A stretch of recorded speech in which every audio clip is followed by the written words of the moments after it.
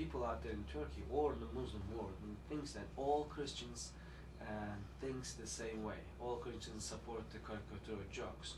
And what we are trying to do, we're trying to change, or like not to change their mind, but to correct their mind that not all Christians think this is right. Here's such and such. So what we want to do is say to the people in Turkey, to the Muslim community, that not all Christians believe this is a good thing. In fact, it is a very fortunate thing. They haven't printed. They haven't printed the cartoons. We call them huri. You know those huris and ladies in heaven. Oh, okay. So you find those for those who bonded themselves to be able to kill the others, innocent people. Really? What's going on and they bond themselves to be able to kill the others. They believe that they will go to the heaven. Yes. And they will have like a ladies. Yes. And the caricature. Islamic law forbids depictions of Muhammad. Critics say the drawings were particularly insulting because they ridicule Muhammad, the prophet, and one showed him wearing a turban shaped as a bomb. Yes. Okay, so that's all that they put in here. It says in here, in Iraq, Islamic leaders urged worshippers to stage demonstrations after weekly prayers. Lebanon was it Lebanon? There was a violence. Yes, there was yes. But it's still they're protesting, and there might be another violence activities. Well, what was this? There's one story in here about.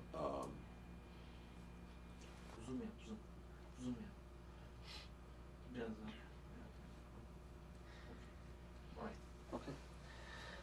Good morning, Mr. Hamilton. Good morning. Would you tell us about yourself, please? Yes, I am Jeff Hamilton. I'm an ordained minister of the Christian Church Disciples of Christ.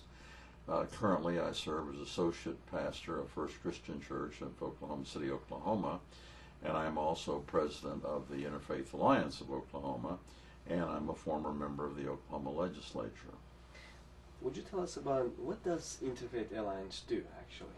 Well, the purpose of Interfaith Alliance, basically, is to promote understanding among the various religious traditions in America. The Interfaith Alliance recognizes that America is the most religiously diverse country in the world. And so our task is to bring to the communities, to America, the recognition that we should offer respect and civility in government discourse and in other forms of discourse, showing respect, honor for other religious traditions. In other words, we are pluralistic, which means that we respect other traditions and try to understand and learn from them. And I would like to discuss with you about the issue, the cartoons in Denmark about the Prophet Muhammad. You know, there's the cartoon kind of insulted the Muslim world, and there's a chaos and there's a protesting in Muslim world. What do you think about this issue? I think the issue raises a number of questions that are good for all countries and all people to think about and deal with. I think first of all it shows that we need to try to understand other cultures and other religious groups and understand what acts may be offensive to them and to appreciate that and to be sensitive to that. And I think secondly, it teaches us that where there is freedom of speech, and the Interfaith Alliance, and I know all people of goodwill believe in freedom of speech, but we think it needs to be responsibly used. I think in the case of the caricatures and the cartoons that appeared in Denmark and have subsequently appeared other places, we are seeing an abuse of the freedom of speech. It's in our tradition, our Christian tradition, we talk about it is not necessary to say hurtful things, that we should think about it before we speak. So within the Christian tradition itself, there is an insight that says just because some idea comes into your head, you have to ask yourself, well, is this going to be helpful? Will this produce goodwill? Will this produce peace? So I want to affirm freedom of speech, but I want it to be responsible. And what do you suggest to the people out there in the Muslim world, because there's kind of violence in some other countries, and while they're protesting this, what do you suggest them? Well, I think first of all, I want to reflect upon the teachings that we find in someone, let's say like Martin Luther King Jr., whose widow just is being honored today. Martin Luther King Jr., who led the civil rights movement in the United States, always said that you can be resistant, but violence only makes the situation worse. And so we must find ways of non-violent resistance to something we don't care for. I think it doesn't mean that you can't express your displeasure, but it means to do it in such a way that it does not lead to violence, or that violence does not send the right message. It sends the wrong message. It doesn't help.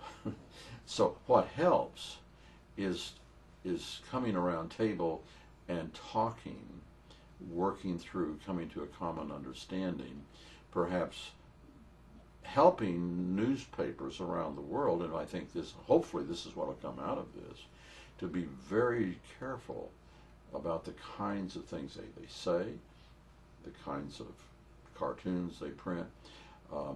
So I think obviously we need to come to table and realize people of goodwill, people who are Christians, for example, are very sorry about this, and we believe that we should talk about it and understand each other. So all Christians don't believe in this sort of thing, you know. Also, Fethullah Gulen, you're familiar with the name, I guess, is the scholar, the big scholar. He lives in Pennsylvania right now. The other day he had an interview, the TV station had an interview with him. He said the same thing too, like in the Muslim countries, and the Muslims should stand for it, but with the peaceful way, with the political ways. And what do you think about it, like as a Muslim religious scholar, and share his feelings like that? And do the Christians friends do support this kind of issues, or? Well, certainly, just speaking as a Christian, I would support every effort to promote dialogue and understanding and nonviolence, but still we have to address the issue. Okay, thank you so much. Thank you.